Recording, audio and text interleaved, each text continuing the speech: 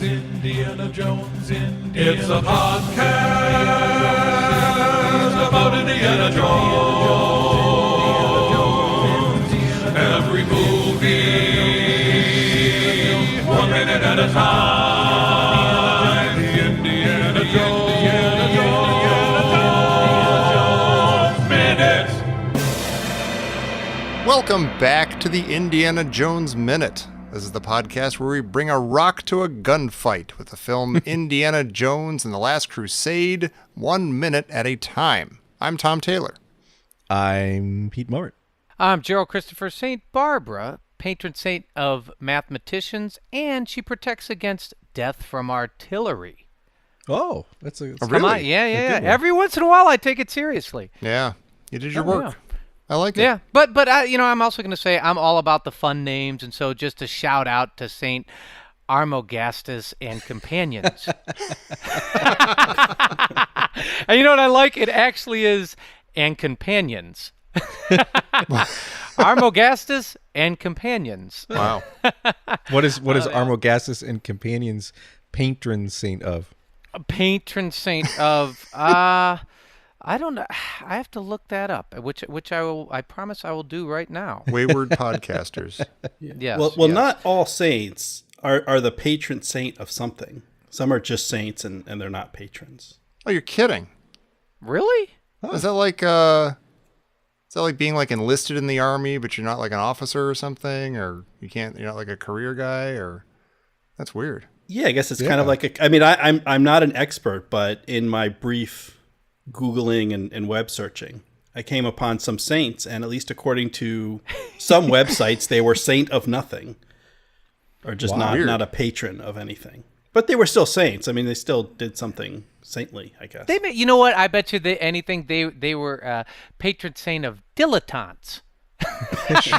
Dabblers. The universe is going to run out of things to be patron saints of, though. They don't have a particular expertise or forte. That sounds like a good mindfulness meditation as well. Like, imagine you're a patron saint, but you're not a patron saint of anything. Yeah. How does that look? There's no such It's thing hard to as say patrons. patron Just like a- you do, Jerry. I'm trying, A but it's patron hard. of all trades. Yeah. Yeah. Actually, you know what's interesting? It's Armogastus and companions patronage against poverty, against torture, poor people, and torture victims. Wait, against poor people and torture Well, victims? no, not against. It's kind of sort of like sucks. if you, It's Saint Scrooge. just for the love of God, get the poor people away from me, please, Saint Armogastus and the companions. patron saint of the treadmill and the poor law. I wonder, do the companions chime in like a Greek chorus, like yeah. No, let's keep it. Intercede, Armogastus. I think it's more like I'm Larry. This is my brother Daryl. This is my other brother Daryl. Yeah. That could be. I'm Armogastus. This is my companion. This is Yeah. my other companion. Well, no, it's like a Well, Sean posse. German of I'm blanking on the name of it. of Groundhog Minute. Groundhog Minute. Groundhog Minute. 5 minutes of mime. Were you 5 inspired minutes to of look this mime? up because of Jerry Porter? Is that why? Yes. To look up the different patron saints? Did Yes. Yeah. it take you actually, forever I because was. you could the word patron came up with nothing because it's not a word?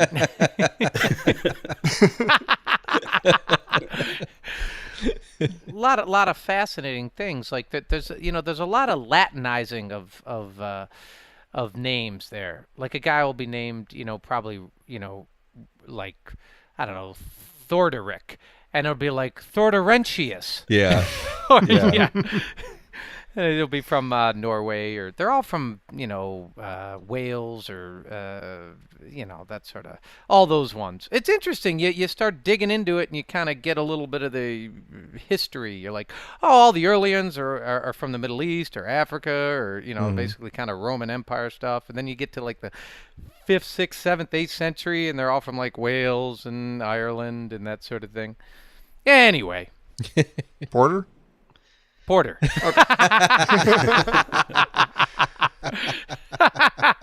And we already said hi to Sean German, so let's just get going. Yeah. God's sake. This is minute 91. Minute 91 of Last Crusade begins with Indy grabbing a rock off the ground while on horseback and it ends with Vogel rising from the smoking tank interior. That is an absolutely beautiful shot of Indy picking up that rock. Yeah, Yeah. it is nice. Yeah. Yeah. And I'm wondering, is that Harrison Ford in the shot? That's a really good question. It could easily, I mean, I don't know. Do we know anything about Harrison Ford being a horse guy? Because I think you have to be a little bit of a horse guy to pull something off like that. No, I think he can ride a horse quite well. Oh, really? But I know coming up in the next couple minutes we'll get Vic Armstrong. But I think this is Harrison. I think this. I'm not sure if this is him or. That looks like Harrison Ford picking up the rock. It really does. Well, yeah. The reason I asked is because he famously did a lot of the stunts, did he not? He often does, yeah. And Vic Armstrong, I think, said he would have done all of them if Spielberg had let him. Yeah. Oh, yeah. Yeah. I mean, because that's not an easy thing to do, to lean down like that. And It looks very difficult to reach down the ground from on horseback like that. That's like a small target, too. You got to grab that rock. Is it one of those, like, David and Goliath things here? Is that what you had? That's what you had in mind, Pete, isn't it? It's a little bit. Like, did you guys know what he was going to do with the rock? Oh, so you were thinking he was going to throw it at him? I don't know, or like put it in a slingshot. Yeah. Yeah. The David and Goliath thing works, I guess, even with the way he uses it, shoving it in the... I mean, works in quotes. I'm not sure I buy that that shoving a very loosely fitting rock in there would actually destroy the whole thing. But maybe, who knows? I've got some data jam on it, that, maybe. perhaps. Yeah. Oh. Yep. Do tell. So Mythbusters, they didn't do the rock in the gun barrel, but they did they wanted to see if you put your finger in a gun barrel, will it just shoot off your finger or will the gun barrel explode? Like in a cartoon. Hasn't Bugs Bunny already settled that one? We've seen it happen. Yeah, well, that's what they were curious about. So they actually built fake fingers for some reason. They didn't want to use their own.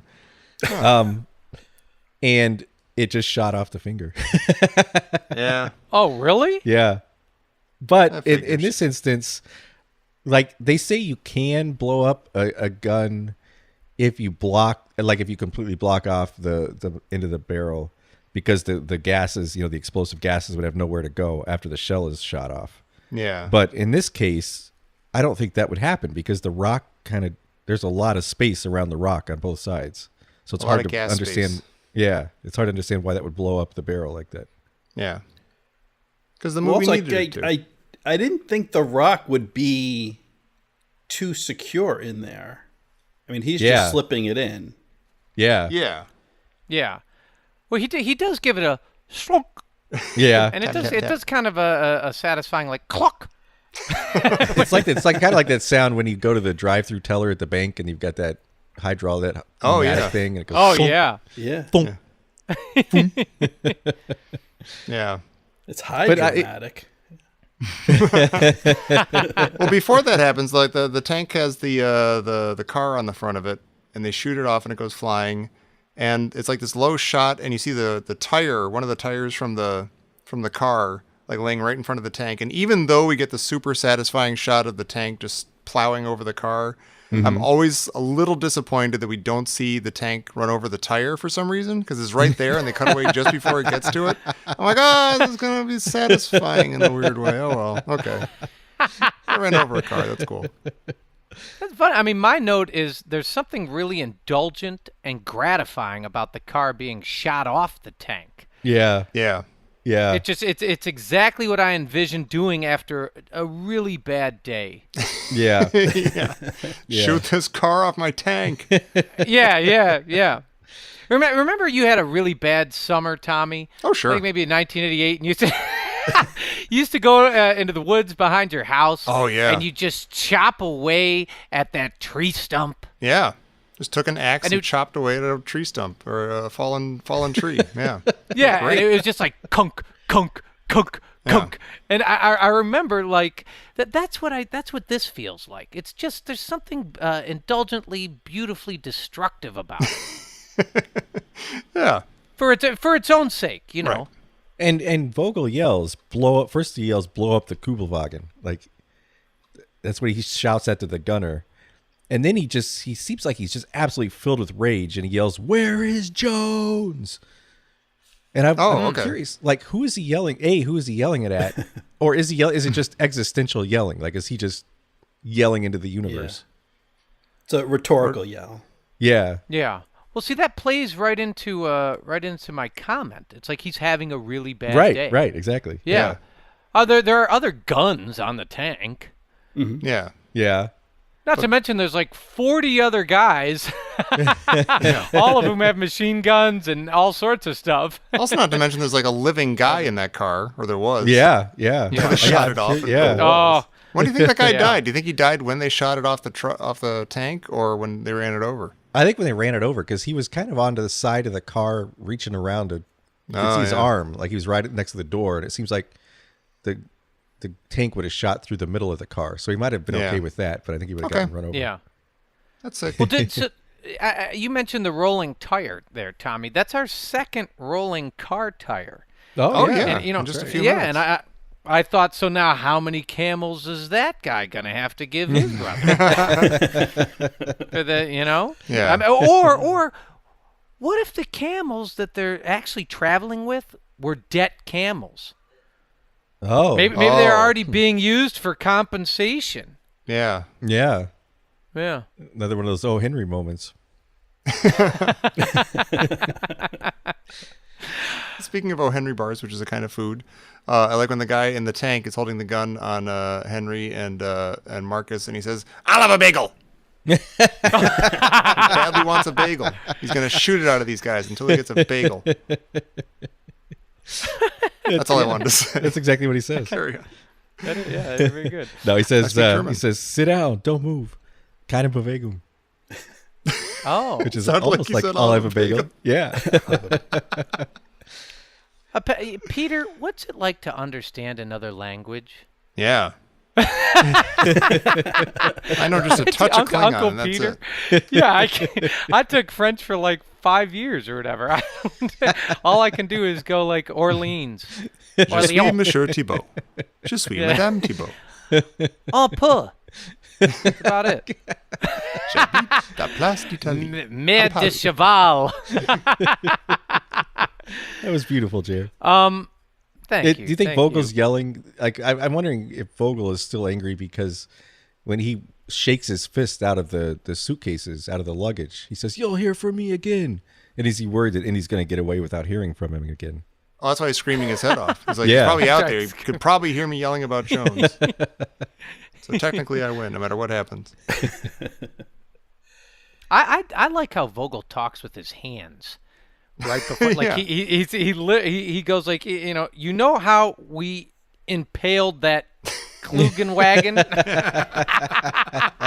and he makes a T, like he makes a T with his hands. He's finally figuring out that the driver doesn't speak German and doesn't know what he's saying. So he's like, okay, look, this thing here, kablamo, this thing here. What and what's the word he says? He says like Sprengen. Sprengen. Does it mean Sprengen? So it means like we're going to spring it free. Blow it up. That means to blow up. Huh. Okay. Like a transitive verb to blow something up. Yeah. So yeah, it's a good word for making that T shape with your finger. Yeah. Yeah. Should we bring up the elephant in the room? Oh. I didn't know there was one. There is one. How much of an elephant? There is. Yeah, there's an elephant in the room. Here it is. We have 2 tank cannons. Yeah. Both are obstructed. Each one fires to very different results. Yes. Yeah. That's just weird. Like you have a car on the turret, and it goes blam, and it flies like 200 feet, and you have a rock in the turret, and it's like pew, and it implodes. You have 2 tank cannons. Now, look, if the one turret can spring a Kübelwagen. Yeah. Pretty good, Jerry. And you mean to tell me the other turret can't spring a rock? Well, they're different kinds of guns. I don't know anything about artillery or any of this stuff. Sure, they're different kind of guns, but they're sizable guns. Yeah. Sizable guns. There's also the measurable fact that, I mean, as we're saying, the rock thing is goofy.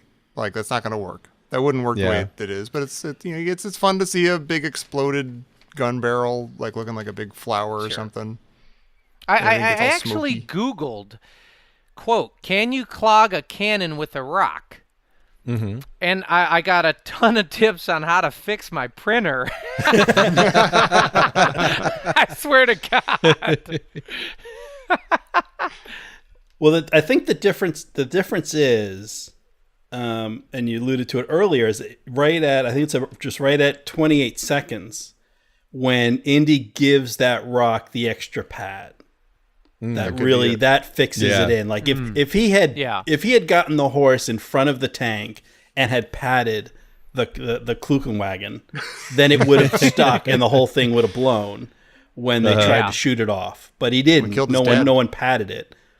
Because when in the old days when you had muskets, they'd have to tamp it down, and if they didn't tamp, it wouldn't work. So Indy does a tamp, and that must be the difference. Yeah. Yeah, that's good. See, we wouldn't know that. We don't live in Boston. So muskets are foreign to us. Yeah. We still use muskets these parts. Though I like very much the way, Jerry, you foreshadowed this moment. You had an earlier reference to Beverly Hills Cop, like earlier in, I think around like minute 71 or 72. I remember that. And I'm sure you were setting it up because you knew the old tailpipe trick was coming up. Yeah. So. You're not going to bother that in the tailpipe? You're not going to bother the loose rock in the cannon? No, of course. It's true. It's true. You get me, Sean. Yes, and that's why I have a doctor's appointment tomorrow. I got it. I need to get rid of it. Do you think Indy has like a bionic eye? Like, I think it's impressive that he reached down and picked up just the perfect size rock out of all the rocks on the ground that would fit inside that muzzle. Yeah, I mean, is that the grin that he has at the very end of the last minute? He like sees something and reacts like, "Oh, I got it." Yeah, no, it is. It's like, that's the rock. That's the poorly fitting rock that's going to solve everything. Yeah, picture like that toy you had, Tom, where you look through the back of the head and you see he's like, like he's looking at all the rocks. That was my $6 million man doll. That was awesome. That was his friend. Yeah, that was my best friend for about college. Yeah. I assume there's just they edited for brevity for our sake as the audience. I assume there's a deleted scene of him. One rock's too big, it won't fit in, and then he's got to ride around and get another rock. Yeah. Oh, that's too small, it just falls out, and he gets the rock that's just right. But speaking of bionics, I think he and his dad both have bionic hearing, that they're yelling to each other. I think so this too. Tank and everything. Yeah. Because there's no way they're hearing that. Yeah. Well, that just means that Indy was able to hear Vogel as well. Because That's a good point. Yeah. I hope he yelled, "Can you hear me now?" What's interesting about that moment is, I'm being serious here. This is the first time we really see Indy and his dad caring for each other. Is that true?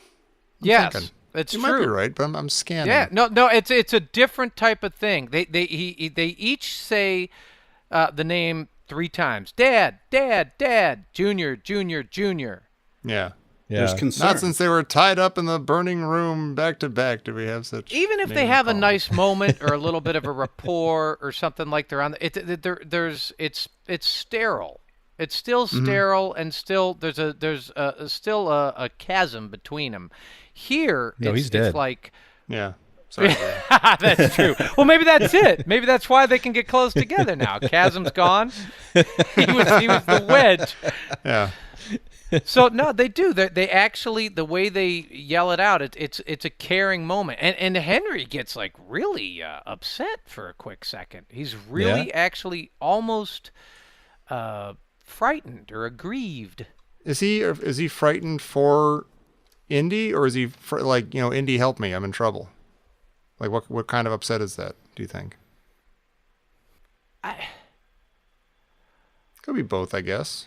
See, when I see Henry sitting there, I feel like it makes me think of like Shane, the book or the movie, and he looks like he's, everyone thinks, oh, this whole doddering guy's inept and he doesn't know what he's doing and he's a coward and whatever. And it feels like it just takes finally someone to push him over the edge, and you're going to find out he's like this merciless gunslinger. And he's going to just kill everybody in the tank. And he's got that look like he might do that. That's weird. If you're talking about the same look I am, that I'm thinking of, like after he gets hit by the Nazi and his hat comes off and stuff, and he looks, I've always taken that to be sort of like, oh wow, that guy kind of like cowed him. Like he's sort of like, oh no, don't hit me again. Like that kind of a look, sort of like he sort of got his tail between his legs or something. Oh wow! But he's like, oh, this just got real. Yeah. Everybody keeps hitting me. This is awful. Yeah. I don't know how he sort of bounces back unscathed. I would think there'd be like a welt at the very least. I mean, he really gets slugged. Yeah. Do you think that he finds this situation intolerable, guys? I think it's intolerable. Oh, thank God. No, really. God. Yes, he finds it in. But I get kind of a feeling of it's like a little bit of a Henry Sr. there. He's nice until it's time to not be nice. And now he's starting to get the feeling that time may be coming. The time to not be nice. Yeah, that's how I feel too. Yeah. Well, and the moment, I mean, because there's no intolerable, it's a very serious moment. Yeah. Yeah. And he's already said it 3 times, so it's impossible to say it again. They took your rule of 3 thing to heart, Tom, when they dad, See? junior. Yeah. Even if it didn't make it funny at all, they can't go beyond 3. It's physically impossible. Isn't it? If maybe it's like wishful thinking. If you say it 3 times, they appear. Oh yeah. Well, no, he didn't say it into a mirror, so it's okay. It didn't happen. I particularly like with Henry and Indy that they both seem more concerned with the other than themselves. I mean, they're both in potentially dangerous situations, but they're worried about the other person. Right. Because It's almost like they care about each other. almost. They're family. Oh yeah. Let's all hug. I love you guys. Speaking of emotions, real quick, look at second 38. Nope. Okay, I'll do it. Actually, Sean, this is a question for Sean. Second 38. I'm not going to look then. So intractable, Tommy. What? So okay, you see the tank gunner, right? Yes. You see the, what emotion is that on his face? Seriously, what emotion is that? I don't know. It's a grimace. He doesn't. Well, I think the emotion is, I'm not even supposed to be here today. Right. He just He the outfit he is dressed as a tank gunner, but the expression on his face is, I'm not quite sure what I'm doing here. I'm late for work. I barely speak German. I was taking a nap in this tank just to get out of the sun. And then suddenly I've got Vogel, whipping me like I'm a racehorse, getting me to go. And, part of it is this weird sneer on his face, but I think part of that is from he's squinting. He's got one eye up to the viewfinder or the telescope or whatever. There's probably some word for that thing. The viewfinder. And then his other eye is closed, I guess, so he can concentrate his sight on the viewfinder. But I don't think you're supposed to do that. I think you're supposed to keep both eyes open, but just focus your attention on what you're seeing through one eye. Because it looks very unprofessional, the contortion of the face. Well, if you're looking at him, what about if I drew a tiny little curly tongue coming out of the side of his mouth? He's like one of those dudes who concentrates really hard. And curls his tongue. You think he's a Hummer shooter? I do. I think he's a Hummer shooter. He's like, he's got this like petrified focus, but it's very it's an unconfident look. Yeah. Actually, queuing this up to look at it, it totally did sound like he says, "I'll have a bagel." I love it. I love a bagel. All right, fine. You don't have to shoot us. Have a bagel. Does he get shot in the eye? Like, does the bullet come back and get him in the eye, or does it just? Or does he just like get generally blown back? Yeah. Fishness. That's a good question. Yeah, I don't know. We don't see the physical shell coming back. We know it didn't go out the front. It didn't hit Indy, but we do see there's a lot of sparks and smoke. And that could have been a lot grosser. yeah. Oh yeah. Yeah.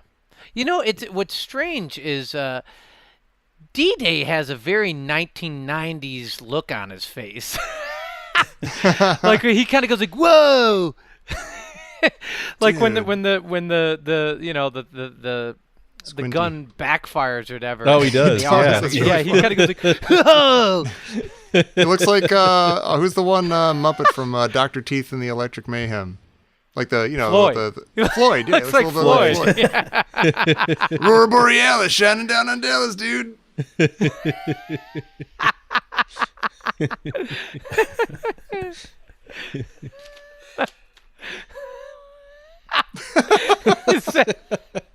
that in a Muppet movie? Yeah, the Muppet movie, yeah. Can you picture that? You should watch movies more, Jerry. Oh, man. Well, since we got to the Muppet movie, it seems like maybe we've done enough with 91. I don't know. Does anybody have anything else? Oh, Yeah. wait. I hear the clip clop of a distant horse. What? It's the Pony Express. Oh my God. Hey. What Wait, the heck is going on? do it, Tommy, do it.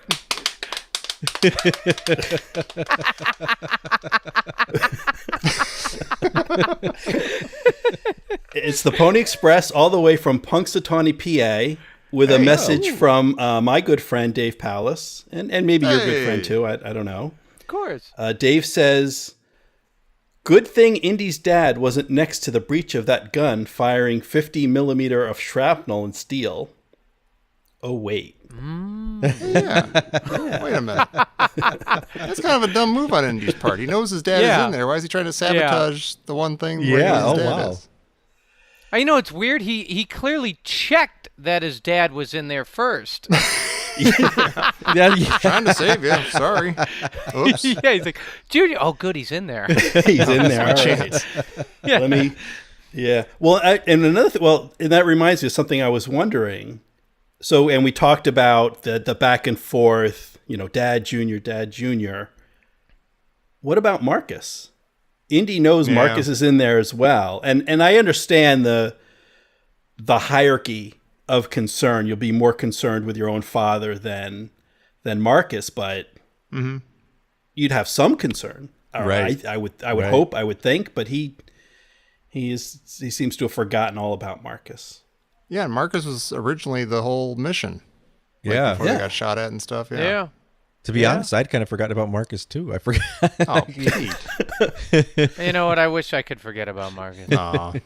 So do all who live through such character sabotage. I think Marcus is fine. I like Marcus in this movie. All right. We've been getting more and more of that lately as we go on. I swear to God, though, we did not invent that Marcus might blow in this movie. It was not our, we're not the first ones to hate that. Are we? I always say, I just go along with what is presented. Sure. That's all. Yeah. Sure. Are you being presented with something right now, Jerry? No, I think it's interesting that, I mean, at first you're like, obviously Indy has a much closer and better relationship with Marcus, so he's going to care about Marcus, of course. That was a segue that Jerry's not picking up on. Let's just go with it. Let's see what he says. Yeah. No, that's cool, Jerry. What? Marcus something? Yeah. All right. Well, so that's it for minute 91, isn't it? Thank you, Sean. Yes. Well, come back tomorrow where we Oh, God. It's speeding through with rage and springers and blowing through. No rock can stop the wire. This just in from Professor Christy Porter. What mode of transportation would you like to see Indy on? Oh, that we haven't already seen him on? Yeah. Well, he's been bike? on a lot. Water skis. Snowboard. Yeah. Snowboard? Yeah. Snowboard. Yep. You do like a 720 and be like, radical, dude. Cowabunga. Is that always Indy 5? He's never flown a helicopter, has he? That'd be kind of cool. Yeah. But wait a minute. They didn't. Would that have to be, what, in the 50s or something? Maybe. Well, we There's should be always past that for Skull. Indy 5. Yeah. Yeah. I demand a helicopter in the next I'd one. like to see him swing on a vine. No, you don't. That's dangerous, Peter. That's very, very dangerous. There is an actual little beep, beep, Oh. beep, beep, Oh. beep. And it's Professor Christy Porter's answer. Tied to the leg of a giant pigeon.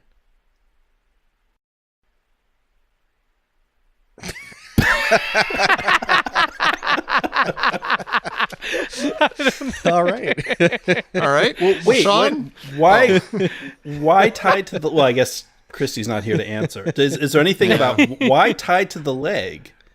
He should be riding the pigeon like heavy metal. Well, I think he should be yeah, like heavy metal. I don't know. I mean, well, I don't know. Maybe tied to the leg might be sort of like a sidecar thing. Might be a little safer. Has Christy been sitting too close to a gun? I don't know. And why is the pigeon giant? She doesn't even say it's giant. That's what's weird. Does she? No, I'm just she's picturing a regular-sized pigeon. Yeah, that's what it says. Tied to Oh. the leg of a giant pigeon. Of a giant pigeon. Okay. Yeah. Of a giant Well, that makes a lot pigeon, more yeah. sense. Unless it was like a little tiny little Indy, it'd have to Yeah. be a giant pigeon. Yeah. Yeah. Could happen. Yeah. This is dumb. Sean, would you please get me out of this? Where can people find? You've got a number of shows going on, and tell the people where to find them, please. Yeah, well, you can find me. I do a show very similar to this Indiana Jones thing. I do it with my buddy Dave Pallas, and we call it Groundhog Minute because we are covering the movie Groundhog Day, one repetitive minute at a time. And then I've got my I've got a weekly show, 5 Minutes of Mime. That's just me doing solo, talking about mime. Well, not completely solo. I have the help of some very silent performers who give me a hand on that. But and that is available at 5minutesofmime.com. I love that show. Excellent. It's a Yeah. great show. That is a good show. That is. So please check out Sean in those places, and check us out right back here tomorrow for minute 92 of Indiana Jones and the Last Crusade here on the Indiana Jones Minute. Pigeons!